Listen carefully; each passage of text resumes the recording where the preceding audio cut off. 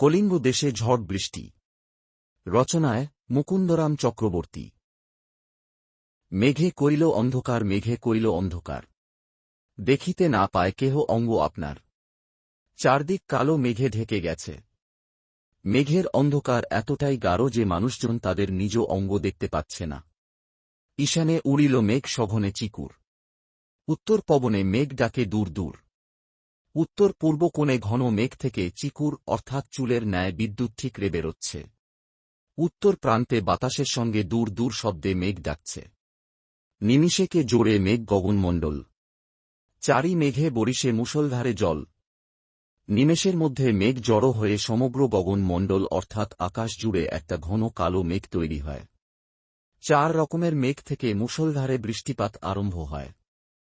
কলিঙ্গে উড়িয়া মেঘ ডাকে উচ্চনাদ, প্রলয় গনিয়া প্রজা ভাবে বিষাদ। কলিঙ্গ দেশে মেঘ উড়ে এসে উচ্চনাদে বা উচ্চস্বরে গর্জন শুরু করে। আবহাওয়ার এই প্রলয় অর্থাৎ ধ্বংসাত্মক রূপ দেখে কলিঙ্গবাসী বুঝতে পারে যে তাদের বিপদ আসন্ন, আর এই ভাবনা তাদের মনে বিষাদ অর্থাৎ বিষণ্ণ ভাবের সঞ্চার করে। হুড় হুড় দূর দূর বহে ঘন ঝড়, বিপাকে ভবন ছাড়ি প্রজা দিল রড।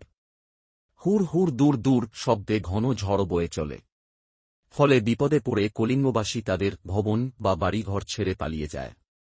ধুলে আচ্ছাদিত হইল যে ছিল হরিত, উল্টিয়া পড়ে শস্য প্রজা চমকিত। প্রবল ঝড়ের ফলে সবুজ রঙের সকল উদ্ভিদ ধুলোতে ঢাকা পড়ে।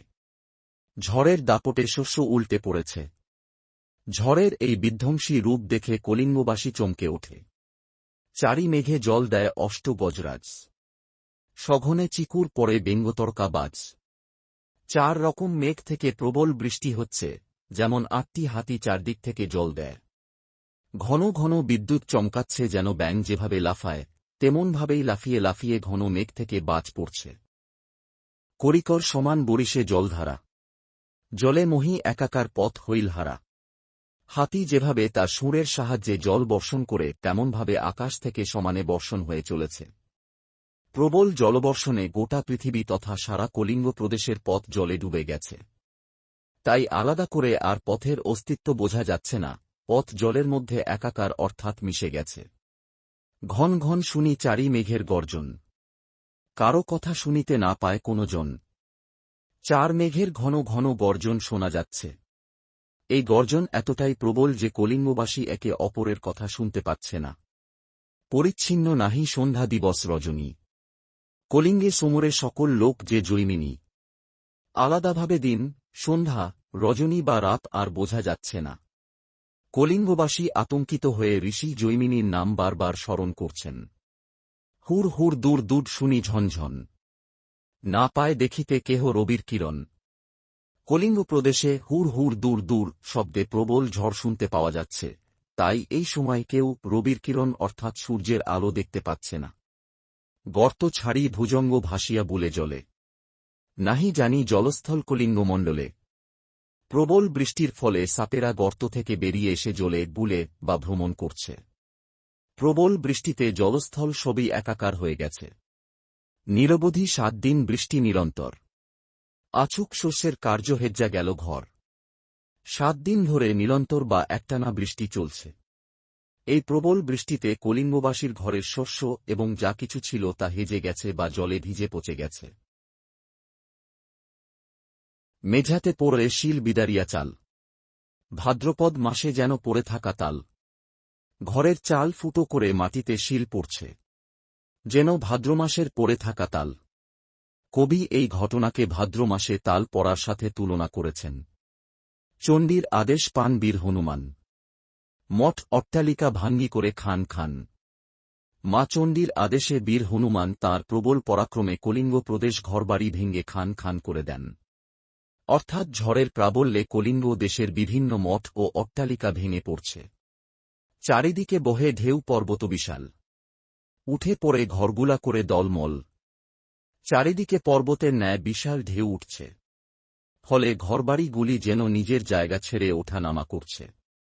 চণ্ডীর আদেশে ধায় নদ নদীগণ, অম্বিকা মঙ্গল গান শ্রী কবি কঙ্কন। মা চণ্ডীর আদেশে সমস্ত নদ নদী ধেয়ে আসে কলিঙ্গ দেশে। শ্রী কবি কঙ্কন তথা মুকুন্দ চক্রবর্তী তাঁর অম্বিকামঙ্গল কাব্যে এই কথা বলেন। কলিঙ্গদেশে ঝড় বৃষ্টি কবিতায় দেবী চণ্ডীর রোষে। কলিঙ্গদেশে যে ভীষণ প্রাকৃতিক বিপর্যয় ঘনিয়ে এসেছে, কবি কঙ্কন মুকুন্দ চক্রবর্তী সেই বর্ণনা দিয়েছেন। মেঘে মেঘে অন্ধকার হয়ে গেছে কলিঙ্গদেশের আকাশ। এমন অন্ধকার যে মানুষ নিজেই নিজের শরীর দেখতে পাচ্ছে না। ঈশান কোণে মেঘ জমে উঠেছে, ঘন ঘন বিদ্যুতের ঝলকানি দেখা যাচ্ছে। উত্তর দিকের বাতাস থেকে ভেসে আসতে লাগল মেঘের গর্জন। নিমেষের মধ্যে সারা আকাশ কালো অন্ধকারে ঢেকে গেল। চারিদিকের মেঘের থেকে শুরু হল মুষলধারে বৃষ্টি। কলিঙ্গের আকাশে উড়ে আসা মেঘ উচ্চস্বরে গর্জন করতে লাগল। প্রলয়ের কথা ভেবে সে দেশের অধিবাসীরা শঙ্কিত হয়ে উঠল। প্রচণ্ড ঝড়বৃষ্টির জন্যে বিপন্ন মানুষ যে যার বাড়ি ছেড়ে পালাতে লাগল। সবুজ গাছপালা, ক্ষেত সব ধুলোয় ঢেকে গেল। ঝড়ের দাপটে ফসল নষ্ট হয়ে গেল। চারিদিক থেকে অবিরাম বৃষ্টি হতে থাকল। হাতিরা তাদের শুঁড়ে করে সমানে জল ছিটিয়ে চলেছে। বৃষ্টির আওয়াজে মানুষ পরস্পরের কথা শুনতে পাচ্ছে না। চারিদিক মেঘে ঢেকে রয়েছে। রাতদিনের তফাত করা যাচ্ছে না। চারিদিকে জল জমে যাওয়ায় সাপেরা আর গর্তে লুকিয়ে না থেকে জলে ঘুরে বেড়াতে শুরু করেছে। এই দুর্যোগে আতঙ্কিত কলিঙ্গবাসী মনে মনে জৈমিনী মুনিকে স্মরণ করেন, কারণ একমাত্র তিনিই পারেন এই দুর্যোগ থেকে তাদের উদ্ধার করতে। টানা 7 দিনের অবিরাম বৃষ্টির ফলে শস্যের কাজ বিঘ্নিত হয়েছে। মানুষের ঘরবাড়ি জলে ভিজে পচে গেছে। ভাদ্র মাসে যেভাবে শব্দ করে তাল পড়ে, সেই রকম ঘরের চাল ভেঙে বৃষ্টির সাথে শব্দে শিল পড়ছে। পর্বত সমান বিশাল বিশাল ঢেউ আর সমস্ত নদ নদী দেবীর আদেশে বন্যার বেগে কলিঙ্গদেশে ধেয়ে এল। সেই সব ঢেউ এর আঘাতে কলিঙ্গের ঘরবাড়িগুলো টলমল করে উঠল।